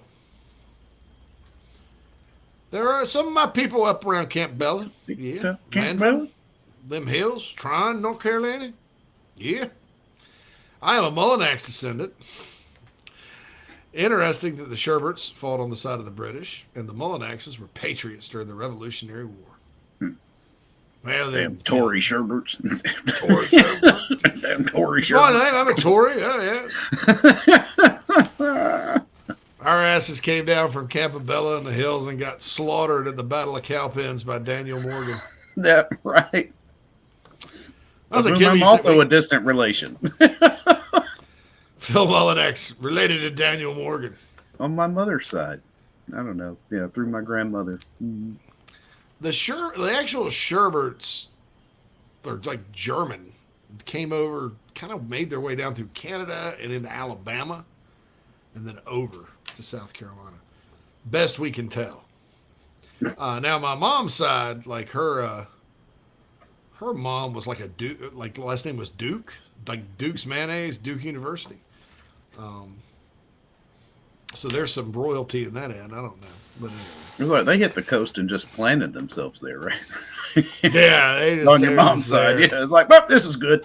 All right, so I'm gonna tell a story about my mom. My mom used to eat chicken wings like hardcore, like there'd be no meat on the bone. Some people do that, right? It's okay. Mom just, that was a habit that they had back in the day. You put the chicken wing in and pull the bone out. It's like Mr. Bone Stripper, that the murderous roller coaster from this movie called Nothing But Trouble. But anyway, yes. So my mom's last name was Ammons, and my dad used to like kind of make fun of her and say she was a Cajun, and Ammons, because she said you eat chicken wings like a Cajun. I don't know. I know Cajuns ate chicken wings a certain way. Ammons, yeah. Hoo-hoo. Mom was like, "Shut up! Leave me alone." It's always better, JC, when you take it to the bone. Yeah. Don't tell your mama to give me a call. I'll show her how to eat chicken wings in a proper Cajun manner right here, and we'll also grill up an alligator and go Tigers in the summer. All right, thanks. I'll watch a 5-minute video on how to make a roux from Emerald Lagasse and I'll make a gumbo. James says, I don't know about wings for Cajuns, but they will polish a crawfish shell. Yes.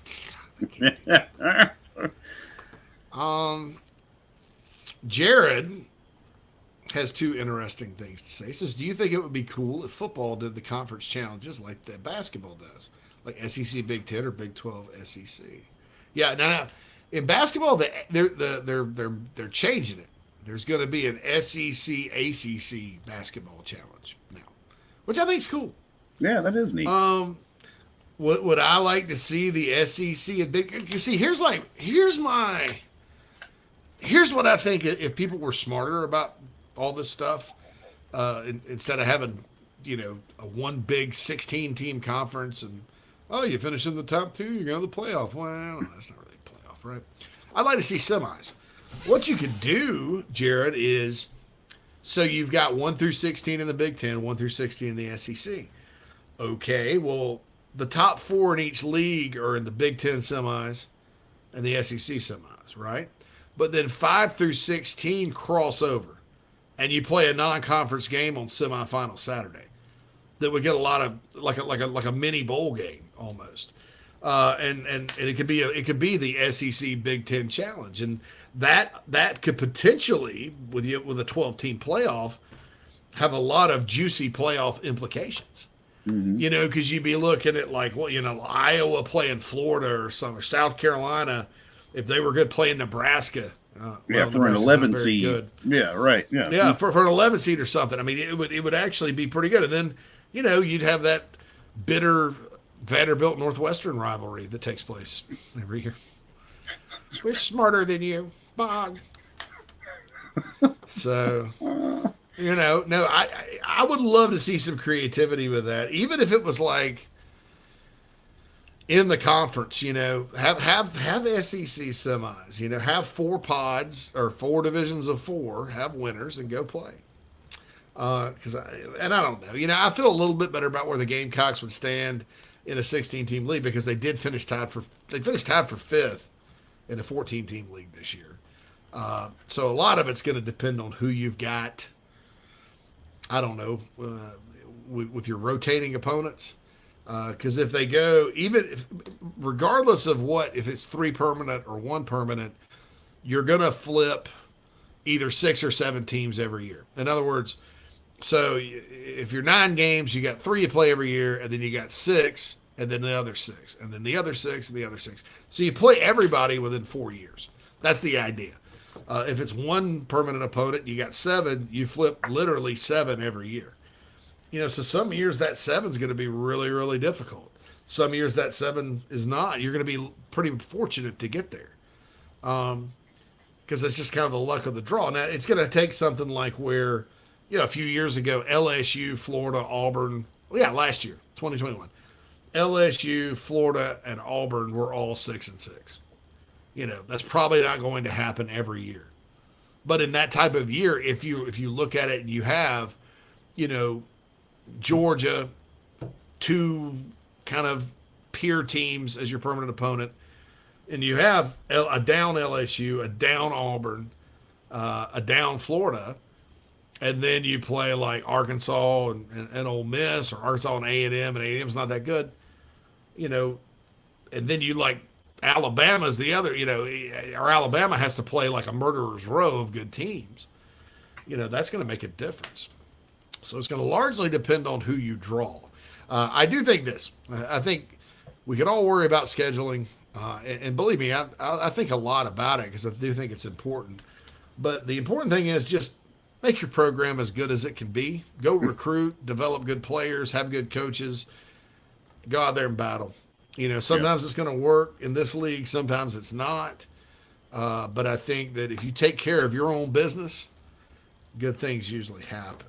Yeah, you're fortunate enough in this league, too. If you can compete here, you can compete with the best of anybody. Yeah, exactly. And I think with the 12-team playoff, there's going to probably be 3-4 teams from the SEC in every year. Just depending. I mean, I still think you're going to have to get to 10-2 overall. Sometimes 9-3 if it's a solid 9-3 and everybody else is 9-3. But 10-2 is going to have to be what you get. But Gamecocks finished 10-2, 3 years in a row in the regular season? Yeah, it's not unheard of. It can be done. All right, so John's got some video cliff notes for us. Adam's got a comment about the defense. We're going to come back to that. We've got Gamecock Pastor's last question. We're going to take is it time for a break? Time for a break, right, Phil? Yeah, it is. It is. Right on the money. Yeah, we got 1 or 2. Gamecock basketball plays at Georgia this weekend. They've won 12 straight. I have a feeling the streak is going to end, Phil. That's right. I'm not very confident that it will continue. Georgia's 3-4 in the conference, and we're they got off to a good start too. 6. They're pretty good. Yeah, 1-6. Yeah, it's probably not going to be pretty. Anyway, just got an email from the football. I did not know that. All right, we'll be back after these messages. Hey man, are you sick and tired of your business computer guy? Yes, he takes forever to call me back and doesn't always respond to the requests. Yeah, same here. I'm paying him good money. I constantly have issues, and I'm worried he's not backing up my network and securing it properly. Oh, I feel that, man. My head hurts, but I have a good lead on a good idea. I'm calling your boy Matthew Odom today from Heritage Digital. Heritage Digital is an IT firm that specializes in making sure your IT network runs like a dream. If you have 1 or 500 employees, it doesn't matter. They do it all for 1 monthly fee and have clients from South Carolina all the way to California. Yeah, I heard that monthly fee's low too, so I don't know why I didn't even think of that. Do you have 843-699-1001 as Matt's contact number? Yeah, man, I sure do that. Or you can go to heritagedigital.com. Man, I hear they do a no-cost assessment. Boy, this will help me. Yeah, I bet. I'm getting on that and encouraging everyone else to do the same. Heritage Digital, 843-699-1001 or heritagedigital.com, a proud sponsor of Inside the Gamecocks, the show. You can't handle the truth. Gamecock Nation, do you need a place to stay for the big game? Many hotel booking engines keep all the commissions, but at Fan Plans, you support Inside the Gamecocks, still earn your hotel loyalty points, and you receive an email with direct confirmation from the hotel. Whether you are visiting Columbia to cheer on Carolina or hitting the road to follow the team, get in the stands with Fan Plans. Yep, time to get back to the show. Shoot. All right, my man.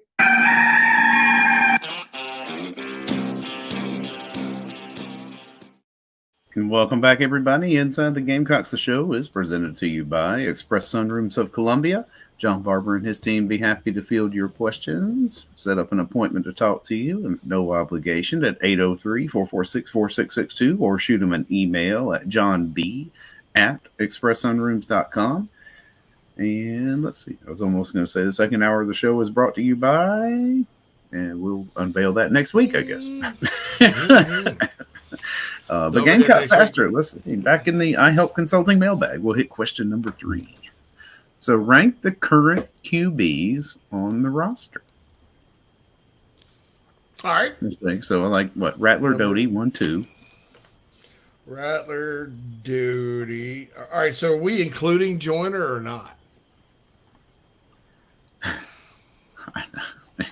right. I'm gonna go. I'm gonna not include Joyner. Joyner would probably be third. Yeah. I think it would just kind of depend on the situation and exactly what Dowell Loggins wants to do on offense as to whether or not it would be Joyner. But Joyner and Bailey would be third. So it'd be Rattler, Doty. Yeah, I'd say Bailey. Yeah. I'd probably go Gauthier next. Braden Davis. Davis. And those are the scholarship guys. So Davis would be fifth. Now Sellers is in, so I guess Sellers is on the roster. So with Sellers, I'd put him fourth behind Tanner Bailey at this point, ahead of Braden Davis and Colton Gauthier. And people are going to say, "Well, I thought Braden Davis had a pretty good spring game last year." He did. He's got a little ways to go with not the passing part. I guess people are like trashing his arm and stuff. The mental part of the game. He's got to mature and get and develop and stuff. But that's the way I would see it right now. So there you go. Okay, recap. John said, Cliff Notes, 2-year recap looking into year 3. Will make you pray tomorrow was opening weekend for sure, so well done. I'm glad it's not, because I got a lot of plan for that opening weekend in Charlotte, including possibly a get-together with all you fine people. So that and Carolina Rise and the Big Spur and all that right there at Bank of America. And the good thing about that game is we'll have time to plan because they're going to announce that kickoff way before. So we'll have time to plan. So you don't get hit with like, oh, I'm planning this big tailgate. And like, oh, guess what? It's a noon kickoff today. Oh, God. Jeez. You know, okay, Friday night. Have to kill it there. But yeah, so I hope we answered your question there, Gamecock Pastor, on all that. All right, so our guy Brandon was talking about Clemson, and this is funny because it's funny Brandon came on because I wrote this down earlier, you know, and this comes from TigerNet. And before any of you think I'm trashing TigerNet, I'm not. I mad respect for like David Hood and their writers and all that. But their message board's just like any message board, man. Sometimes the loons come out. So they're talking about Blake Franks, and Blake Franks talking about the culture and the family atmosphere at Carolina and all that. And so this guy, all orange all the time, 52. Got a good looking picture of his dog there. I respect that. He's like, this is actually nothing to laugh about. Because this means that Beamer has put a lot of time into covering up the flaws that Coot U has lived a lifetime creating a lifetime. Lifetime. Love of a lifetime. And that isn't even funny in my opinion. Somebody needs to show these kids' family the actions of that fan base on game day with the throwing of batteries, liquor bottles, and anything else that can harm another person. Actually, clown show, it was a water bottle and it was a student. That was unfortunate and that shouldn't have happened. Right. Batteries? Who'd be throwing batteries? You want to get into some of the verbal verbiage that's been thrown at from the stands at Clemson? We'll do that. Mm-hmm. Batteries, liquor bottles, and explain how there's nothing family-oriented about those types of actions. Good God. You suck is no more of a family-oriented school than Russia or Iran is to their average citizens. And if he feels they are, that can only mean that Beamer and his coaches has their family-oriented scam down to being about perfect. Being about perfect. What a way to end it. Let me explain something to you, Scooter. All that crap worked. That bullshit Nike. I guess it is shit. Hell's some shit worked back in the day when Lou Holtz was at South Carolina and Tommy Bowden was, having baptisms and stuff, and they played that up tremendously. Clemson played up, and it worked for certain kids. Carolina had a litany of off-field arrests and stuff like that, and it was you could paint that picture. Carolina at the time also lagged behind academic facilities. They used that, and Clemson would make a nice case as to say, well, this Clemson's where the good kids go, and Carolina's the party school that they don't care about you graduating or anything like that. And well,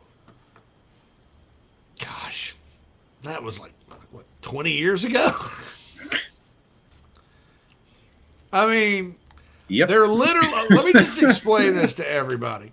There literally is no difference between the spirituality of your average Clemson fan and spirituality of your average Carolina fan. Okay? The difference is this. They love to promote that and act like their fandom has anything to do with Jesus at all. At all. It doesn't. Right? There are just as many good, fine Christian people that pull for South Carolina as there are for Clemson.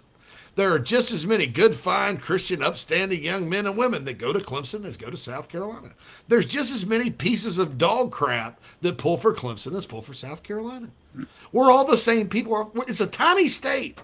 So to be a genius, if you're smart enough to believe this, right? I mean, if you're dumb enough to believe this, you have to think in a state with 4 million people that there's a distinct difference between a fan base, like college football fan bases, as far as their personalities, their religious activities, their propensity for violence, their criminal behavior, and all that. And there's not.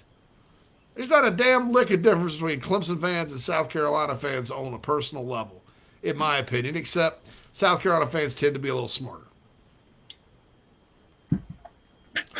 Maybe not even that. Just gonna let that sit.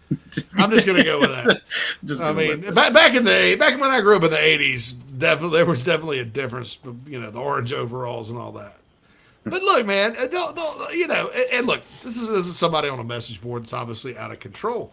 But you also have the lady from Clemson that when Brent Venables left for a dream job, I mean, Oklahoma's a top 5 job.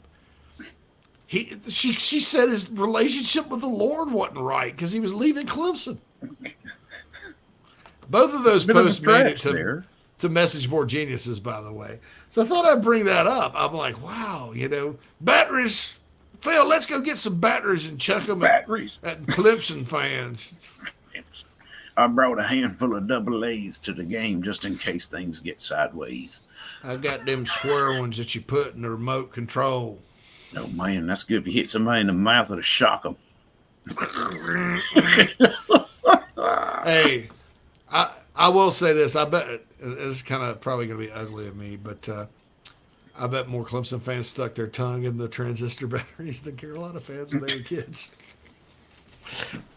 Of course, I did that. I mean, I'll admit. I'm going to say, yeah, I've done that too. Everybody's done that. I've done that too. Guy sounds like Foghorn Leghorn from Looney Tunes. I'm the late Stone. So, what happened to the preferred walk-on quarterback out of Arizona? I don't know if I've heard different things about like him being in the portal or not, but I don't know if he is or not. His dad likes us. Now, if he's still on the roster, gosh, I hope I'm not like spoiling anything or anything.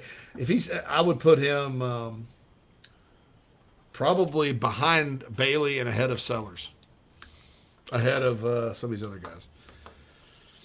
You know, Brian says, bunch of Tiva wearing, ultimate frisbee playing, homeschool, granola eating, twig munchers. Ultimate frisbee, man. Not fun. 76. I thought he went in the portal, but I'm not. I'm just not 100% sure because his name is like Jaden Daniels. There's like a million guys with that name, like Jalen, this, and so it's crazy. Jeff says 2023 is Rattlers' year with a new OC. I'll say this, talking to some people about Dowell Loggins, they've been very impressed, very fired up about what they're going to do on offense next year. I think at the very least, guys, you're not gonna have a situation where the offensive coordinator, because of how not what he's doing, but how he's doing it, is holding you back, right? Because I think it was never really what the plays Sat was putting in. I think we all saw down the stretch once you kind of put some guardrails on him. Number one, he's a pretty good play caller, not great, but pretty good, competent at least. You know, players went out there and made plays. He had some good calls and then some risky calls that were bad. But you give me good most of the time and then risky some of the time, I'll live with it. Don't give me the Al Shite offense. What is it? The Al Shat offense, where you're just running. Don't give me that. But that's going away. So I know at least it's not going to be run like that. And when you talk about a pro style offense these days, you know. I think when you watch Carolina play Tennessee, Clemson, and Notre Dame, you wouldn't like look at it and go, "Oh, that's a pro style offense." 10 years ago. But nowadays, most pro style offenses are very pass happy or whatever. So yeah, he could be. I mean, it's you got Juice back. You need that guy to really have a great year, but you need other guys around him to step up. You have to scheme other guys open to take the double team away from Juice. And you got to run the football. Look, South Carolina, that Clemson win was so interesting because, Carolina only had 54 rushing yards net the whole day. Yeah, it's not how you say you got to win, right? Yeah. Yeah. You get outrushed 212 to 54. Most of the time, you're not going to win. But they won, and really, honest to God, and I don't know, if somebody hit Dabo with a battery or not. At the beginning of the game, Carolina could have won by more. Really, if you think about catching a charge. I couldn't resist. Jared says, and Jalen Daniels. I was going to say Jalen Daniels, according to 24/7, entered the transfer portal December 29th. Right. Okay, I thought that was the case. It was kind of unstated. Stacy says, at least we know Birch won't be throwing a pass this year. No, but Taka Hemingway might be. That's all right. Grover went to Clemson and they threw fireworks at him. And so he lit them and threw them back. I love it. That's a good one. Here's some fireworks for you, right? The bottle rocket. Here, take it. Hold on, Hoss. Let me light that for you. Stupid goots trying to blow me up. Blow up the tater patch. Blow up the patch. There's some good people that pull for Clemson. The religious thing is just when people start saying that, and then people start digging up like the old Tommy Bowden, that's a heathen school argument. Those days are long gone, gone. I did think to a certain extent they were good at selling that back in the day for a brief period of time, but that's about it. Jared says, is there any team in America or in the world you would pull for Clemson over? I'd stop watching sports if I was forced to. Man, I don't know. Maybe I just can't think of one. Sorry. Yeah, I might need the weekend to think about that. I don't ever vocally pull for them. But I don't ever vocally pull for a lot of teams. like if there's a stupid line out there, and I'm doing my little $10 a game bet, and it's Clemson, because a lot of times what I've figured out is even Vegas falls into this trap. They see these ACC teams ranked because the rankers put a lot of emphasis on record more so than like quality. So your NC States of the world, or your Wake Forest, or whoever hadn't played anybody, they'll be like all in the top latter part of the top 20. Whereas your 3-3 SEC team is not. The 3-3 SEC team would beat those teams by about 2 or 3 touchdowns.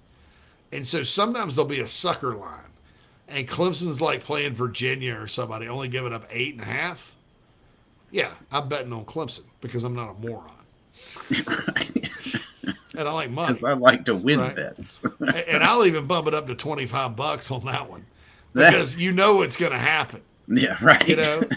And as a Gamecock fan, you're sitting there, and if it's going to happen anyway, and there's no way the Clemson upset's going to take place, you may as well cash out, right? Would you throw it in a parlay though and risk like? What if that's the one that fell short? How bad would that hurt? That would hurt. Yeah, it's like parlay. I don't think I would. Yeah, I would do it just on just a single bet, but I would not include that in a parlay for fear that they would ruin my millions. Millions, $1 million. Joey says it may be a good shirt, JC, that tater patch or tater hater. I think somebody's already done tater hater. Tater patch, too. You gonna throw them fireworks for me, respect me, girl. Barney, Bursty Deer, Bird Tigers. Long as Little John over here, so them damn fireworks and potato patch batteries at me, my head, coots. Come on, you guys. I think I used to work with that guy. Danny Ford, my Fats Cafe. Jesus. Jesus. I can't believe it went that far, man. My goodness. My goodness. We need Jamie Bradford on this show right now, dude. That's right. Yeah. Jamie, if you're out there, help. Help. If you're out there, help. Jamie, if you're listening, help. John says Tater fans morphing into the Swedish chef. Ryan's like, could you imagine logging on right at this moment? Oh my God! I hope people have that. If that doesn't hook you, I don't know what the hell will. So, let's not go to the show. 'Tis a silly place. 'Tis a silly place. It's like Camelot and damn Monty Python. So, anyway, I think. So let's talk about Nicholas Harbor. There's a lot of information out there. Steve Wiltfong, who is the Oracle. They don't call him the Oracle for nothing. He was talking. He said he thinks Maryland's still in it. I don't know, man. I think Maryland's 4th, just based on what I've heard. Now, you got to be careful with Maryland and a hometown kid, because Jay Sean Barham last year, it was like they were 3rd behind Penn State and Carolina, allegedly, and then he ends up at Maryland. So I think Jay Sean's a little bit different situation, a little bit different personality than Nick Harbor. But I think that so I think there's that. I think, there's other people out there in national recruiting that say it's Oregon, South Carolina, or Oregon. I'll say this, and I put this up on the Big Spur. South Carolina, according to them, they said, look, they feel as good as they ever have, and that the in-home visit with Shane Beamer and everybody went great. So that doesn't always mean you're getting them.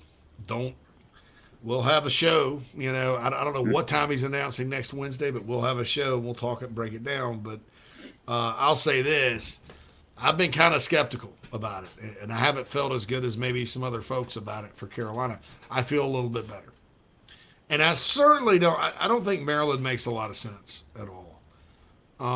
And I do think that because of, he's got a lot of friends, and all the recruits that he's buddies with, they're all coming to Carolina, Big Tree Babalade, Xavier Sandy, Desmond Umeazulu.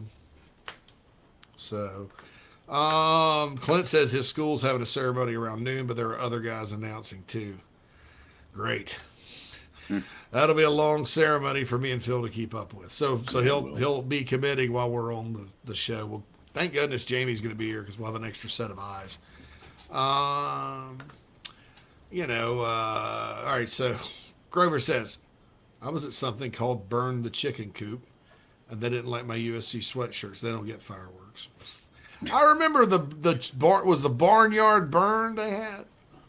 Oh, that Man, sounds right. Yeah. This is how rough it was being a Gamecock fan in the upstate. So, Carolina's had Tiger Burn for years. Well, then, Clemson decided they were going to have Barnyard Burn. And it was just like a barn, like a play set, like a set for a play.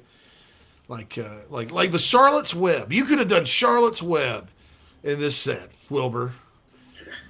Man, when Charlotte died, that made me sad.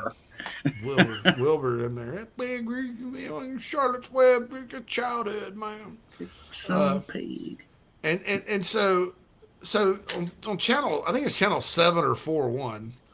Neither one is more Carolina friendly, 13, the ABC affiliate Nashville, they're kind of different because they're in another state, really. But 7 and 4 is like, you're talking Jane Robelo worked at one of those stations, right? One of the most famous Clemson alums of all time. So they'd be like, hey, guess what happened in Columbia tonight? Tiger Burn. And they showed the big tiger, blah, blah, blah, 20 seconds. Like, now we're going to take you live to Clemson. And I think Fred Cunningham was out there, right? Hey, how you doing, Pete? I'm right here live at Clemson, and this is going to be Barnyard Burn. And they broadcast it like Fox News used to broadcast the Trump rallies. Just cut in 15 minutes. Danny Ford came out there with a torch, and they had rubber chickens hanging off of it and stuff. Barnyard Burn, how about that? Yeah, your Tiger Burn now. It's kind of bug, Bilo. There you go. Fanta orange soda. Clemson orange soda, 81 national champs. Yeah, Lake Hartwell. Yes. Anyway, we have some legitimate questions. Rakeem comes in, and we're going to get a break after this. Is Stone Blanton playing baseball this year? If so, does that give the edge to Pup starting over him? Stone's speed was noticeably slow last year. I know he's got to get faster. I don't think there's any question. Rakeem, what I think is going to happen, and this is kind of like, I guess, informed opinion, I guess, or something that I anticipate, but you never know. Because the defensive staff they have a mind of their own sometimes, and it usually works out. But I think Pup is going to play the will linebacker position Brad Johnson played. And I think Mo Cabo will be your Mike. And then Blanton played Mike last year. To answer your question about baseball, no, he's sitting out baseball this year. Had a little bit of a shoulder, and you're right, he does need to get faster. And I think he knows that. So don't give up on Stone just yet. I remember Sherrod Green in 2018 looked lost, like the Debbie Gibson song. And then he came back in 2019 and was really, really good, until he got hurt, and then got hurt again. So don't give up on Stone yet, but I know, man, watching the play to Lance Diggs at Notre Dame, they threw a little pass at him. Here comes Stone trucking. Man. Dude, he was trucking, and it was like, no, you're not catching this guy. Nope. You're not catching him. Joey says, is Carolina Rise still growing? It is important that we keep up with the times. On that note, it's been a little slow, new members wise. First half of the month was good. It slowed. I kind of ran a special today. You guys that are members, the best thing where Carolina Rise grew the most for about a week after Jaheim Bell left, there were some Gamecock fans that were members that were pissed off. And so they went out because, not everybody watches the show. Not everybody's on the Big Spur. Not everybody knows. They emailed 3 of their Gamecock friends, told them to come sign up. Boom. There you go. So if you guys want to help, I would love for you to do it. Not going to ask you to do it or make you do it or beat you over the head with it. But maybe send the link out to 3 of your Gamecock friends that aren't in yet. You can get $10, $18, whatever. And it all adds up. So, and I knew it would kind of go ebb and flow. You know, you have busy season and stuff like that. John says Charlotte's Web or Old Yeller in the Battle of Preteen Tears in 1970s. That's a tough one. That is tough. E.T. too, man. Don't talk to me. Oh, man. Yeah, call man. Oh, that's tough. That'll rip your heart out. All right, we're going to take a break, and then we'll come back. We'll talk a little about the Carolina Panthers have a new coach, right? Yeah. Frank Reich. Remember Frank Reich played for the Buffalo Bills? I think they blew. No, it was the Oilers. Was it the Oilers that blew the largest lead up at Buffalo and Frank Reich let them back? I think that's right.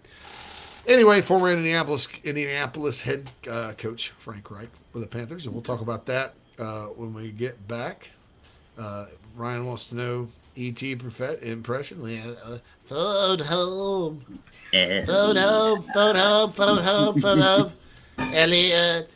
All right, I got to get that right. Can't put me on the spot with E.T. You're going to make me cry, too. Thanks, Ryan.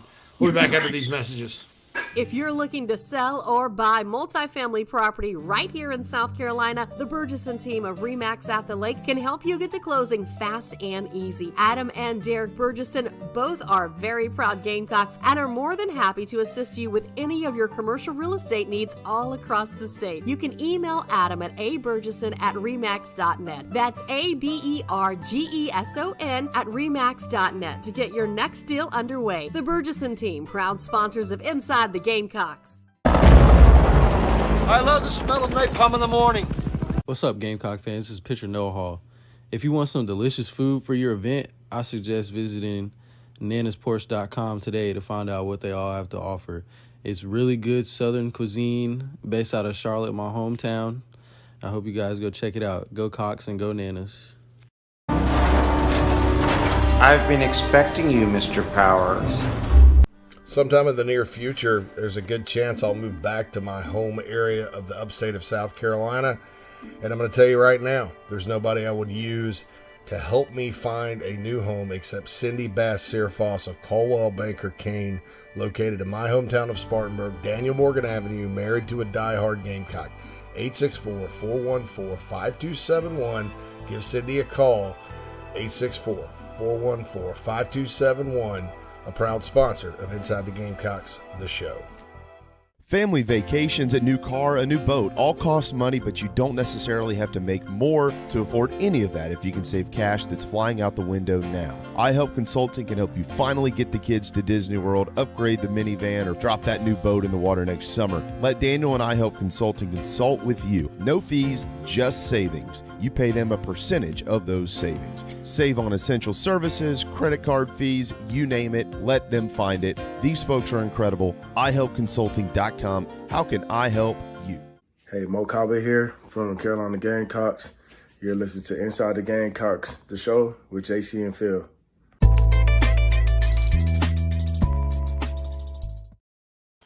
Welcome back to Inside the Gamecocks, the show. Presented to you by Express Sunrooms in Columbia. Give John and his team a call, 803-446-4662.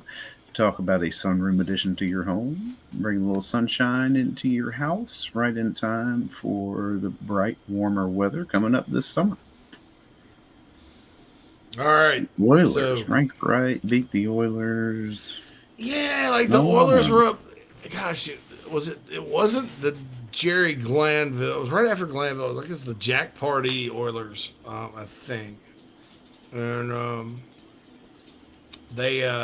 Frank Reich, Buffalo Bills at Buffalo, came back, won it overtime, 38-35. So a massive, one of the biggest meltdowns in NFL history, NFL playoff history. So that was something else. Do I like the hire? We'll see. I think the Panthers, they need to figure some things out, especially at quarterback position. He's a good quarterback coach. I don't know. I thought a lot of these NFL hires were interesting because Sean Payton didn't get a job. Now, he may not have wanted a job, but, he may have been eyeing like the Chargers or someplace else. But I thought that was interesting, I think Sean Payton probably would have gone to Dallas or with the Chargers. But it was kind of interesting. Frank Reich was a interesting hire. And he's certainly a good offensive mind. Played quarterback at Maryland. Was Jim Kelly's backup with the Bills. Good player and pretty good coach. Big reason the Eagles won the Super Bowl when he was offensive coordinator, John says. And yeah. And that Eagles team, coached by Doug Peterson. You saw what Doug Peterson did with the Jaguars this year, right? Pretty good coach. So, not bad. Yeah, maybe the Panthers maybe they're on their way back. Meow.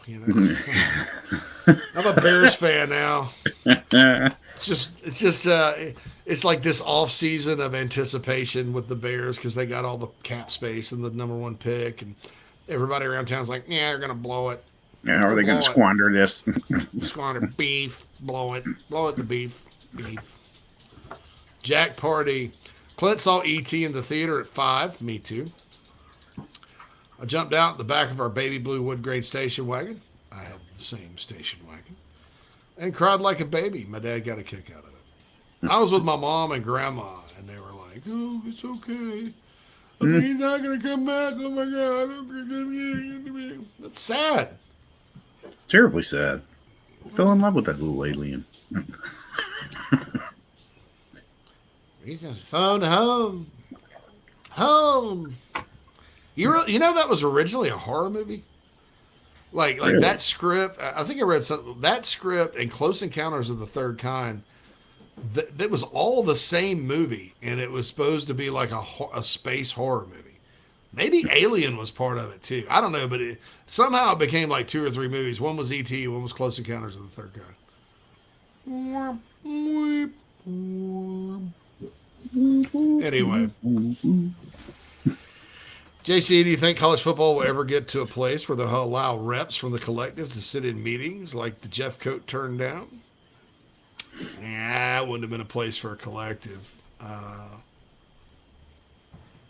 Heck, we're allowed to, well,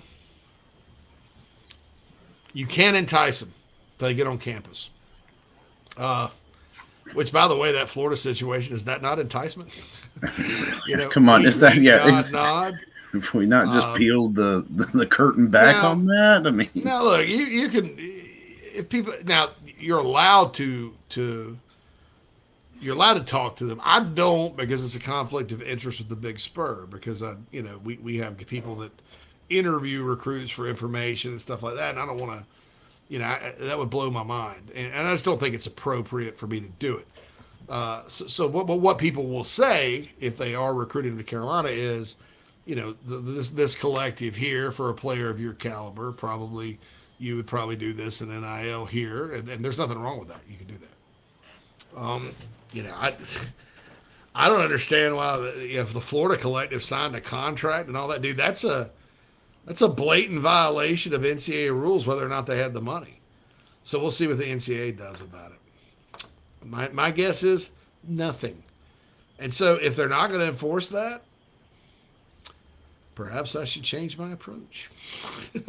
No, I follow all the rules Carolina has. I follow. I mean, I basically, with the collective, whatever they want me to do, I do. I don't rock the boat with that. That's about helping USC, and I'm not the general manager of the football team or anything like that. Quattrell says he'd rather have D'Amico Ryans than Wright. Carolina's identity's always been defense. And they just got out of a tire fire hire with Matt Rule. D'Amico Ryans is going to be a hell of a coach, Quantrell, and you're probably right. Mm-hmm. So, I don't know. Quantrell says he doesn't know what the NFL's obsession with hiring retreads and expecting better results is. I don't either. How many jobs did Norv Turner get? 6? And he's still an OC up there. I mean, he's like the just for being the Cowboys with Jimmy Johnson. Norv Turner, I couldn't believe it. I mean, he was just like, oh, well, we're going to go hire Norv Turner. Great. If I were an NFL fan. I remember when he came to Washington, I was like, oh, geez, Norv Turner, what do you know? Wow. Yeah. Oh. Hell of a coach. We're cooking with grease now. Yeah, he was the Panthers OC from 18 to 19. So, so Turner was the Washington Redskins head coach, the Oakland Raiders, San Diego Chargers. He had 3 head coaching jobs and then bounced right back for a brilliant year with the Browns as the OC. 2 years with the Vikings OC, 2 years with the Panthers, and then his last year, 2019, special assistant head coach. Just kept getting hired over and over and over and over again.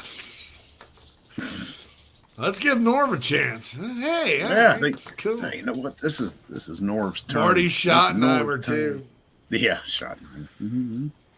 Schottenheimer's kid was god awful his 1 year at Georgia as the OC. There's another example of an NFL guy that kind of like Marcus Satterfield or kind of like Steve Wilkes at Missouri, his defense last year, was an NFL guy, comes in, always kind of wanting to get back there, so they coach it like that.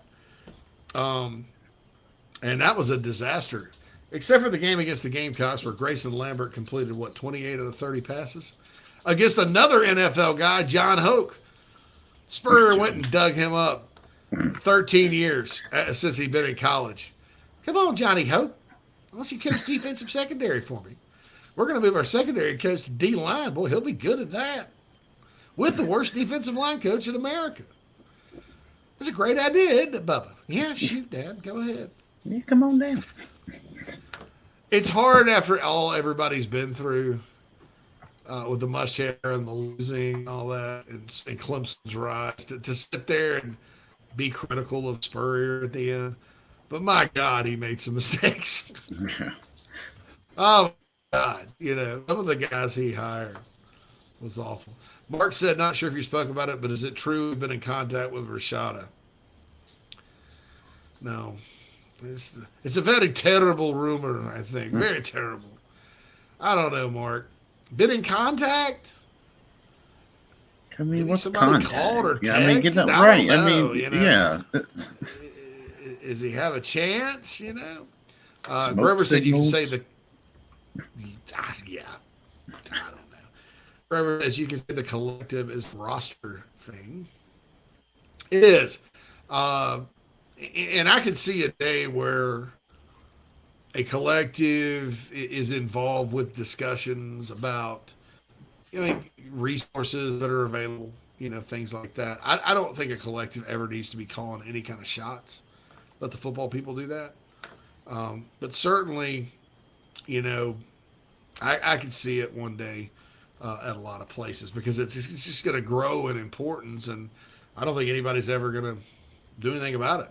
So we'll see there. Quantrell Thomas Brown still with the Rams, which he was still recruiting for South Carolina. Yeah, Quantrell, he's actually going to be an NFL head coach pretty soon. Thomas Brown, yeah, really good player. Yeah, he interviewed for Isaiah the Tennessee says, Isaiah's a dog fan. Go Dogs. South Carolina looked great at the end of the season. So proud of y'all in Tennessee, 2 losses. Thank you, dog fan. Isaiah. Appreciate you, man. We have some dog. We have like 2 or 3 dog fans on our show every day. Yeah, we welcome all opinions. Glory to old Georgia. So, anyway, it's time. We're up for the week, so we'll be back Monday. We got Monday, Tuesday, and then JB. We become a power trio on Wednesday. So, and it'll be Nick Harbor Day on Wednesday, signing day, all that kind of stuff. For Phil Monax, JC Sherbert, this has been a blast today, guys. Thanks to Brandon Walker again for coming on. That was awesome. We hope to have him on again at some point. Be sure to check this out on podcast format if you're just now tuning in, or also on YouTube. You'll have the archive video. All right, for Phil, it's JC. Have a great weekend, everybody.